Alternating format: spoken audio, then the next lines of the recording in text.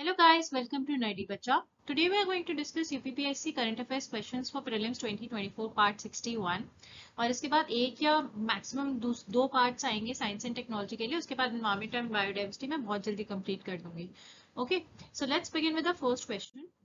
Euclid mission is launched by which of the following countries. Euclid mission कौन सी country ने launch किया है? India, Japan, UK या फिर USA. Okay, so the right answer is C, UK. European Space Agency ने Euclid mission launch किया था और बेसिकली ये स्पेस के डार्क मैटर को देखने के लिए मिशन लॉन्च किया गया है. ओके, सो यूरोपियन स्पेस एजेंसी जो कि यूके की है उसने यूक्लिड मिशन लॉन्च किया था. Question number 2. Nokia has opened its first 6G lab in which of the following cities. Nokia ने पहला अपना 6G lab कौन से सिटी में ओपन किया है? नोएडा, चेन्नई, बेंगलुरु या फिर Gurgaon.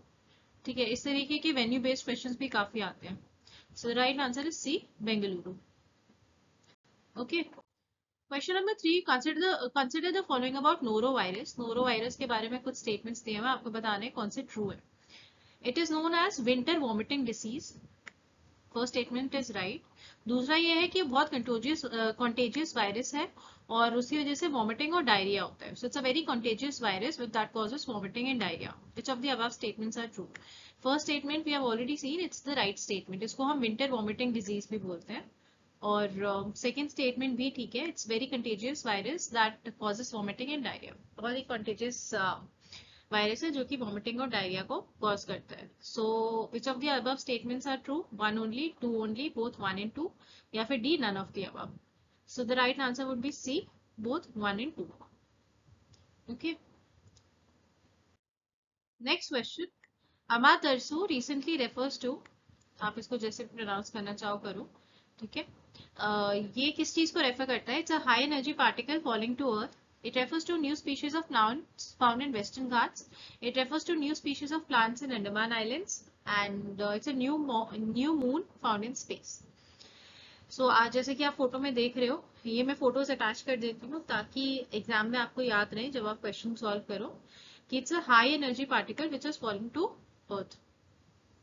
Okay, last question. Consider the following about Calyx coca vaccine. Calyx coca vaccine है, उसके बारे में दो स्टेटमेंट्स दिए, आपको बताने कौन से ठीक है. और it's a ground breaking therapy for cocaine and crack addiction. Cocaine का एडिक्शन जिन लोगों को हो जाता है उसके लिए काफी ग्राउंड ब्रेकिंग थेरेपी है. ये काफी बड़ी इन्वेंशन है जिससे कि जो कोकेन और जिनमें कोकेन का बहुत एडिक्शन हो जाता है उसके लिए हेल्प कर सकता है इसमें. और vaccination seeks to counteract the effects of cocaine by inducing an immunological response in the body. एक इम्यूनोलॉजिकल रिस्पॉन्स होता है बॉडी में जिससे वो काउंटरैक्ट करता है इफेक्ट्स ऑफ कोकेन. क्योंकि अगर आपने देखा होगा जिन्हें ड्रग या फिर कोकेन का एडिक्शन होता है उनको बहुत मुश्किल होती है उस एडिक्शन से बाहर निकलने के लिए.